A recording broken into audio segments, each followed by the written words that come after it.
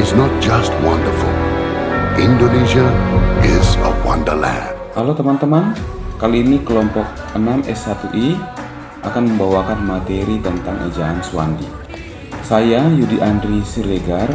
Ejaan Republik atau yang lebih sering disebut dengan ejaan Swandi adalah ketentuan ejaan dalam bahasa Indonesia yang berlaku sejak tanggal 19 Maret 1947. Ejaan ini biasa dikenal sebagai ejaan Swandi karena pada saat itu Bapak Swandi merupakan Menteri Pendidikan.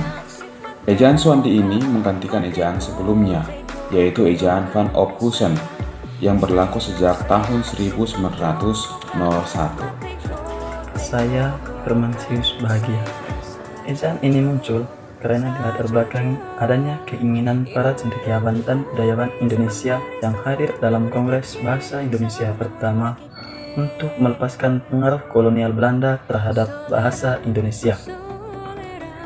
Ejaan pengganti itu disebut ejaan Republik. Disebut ejaan Republik karena ejaan tersebut lahir setelah kemerdekaan Republik Indonesia. Saya Yudal Fariza. Ejaan ini berlaku sampai tahun 1972, lalu digantikan oleh ejaan yang disempurnakan pada masa Menteri Masuri Saleh. Pada masa jabatannya sebagai Menteri Pendidikan dan Kebudayaan, pada 23 Mei 1972, Masuri mengesahkan penggunaan ejaan yang disempurnakan dalam bahasa Indonesia yang menggantikan ejaan Swandi.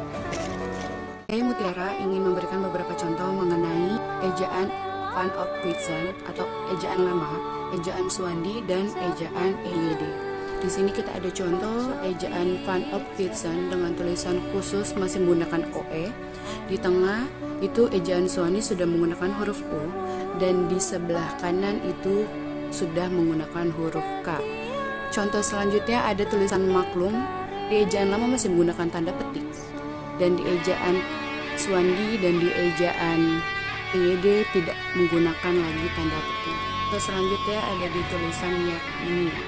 Kalau di ejaan lama, yakni masih menggunakan huruf J dan tanda petik. Di ejaan Swandi sudah tidak lagi menggunakan tanda petik, dan di ejaan EYD sudah menggunakan huruf Y, dan contoh terakhir ada di kata anak-anak. Di ejaan Swandi, anak-anak boleh menggunakan tanda 2.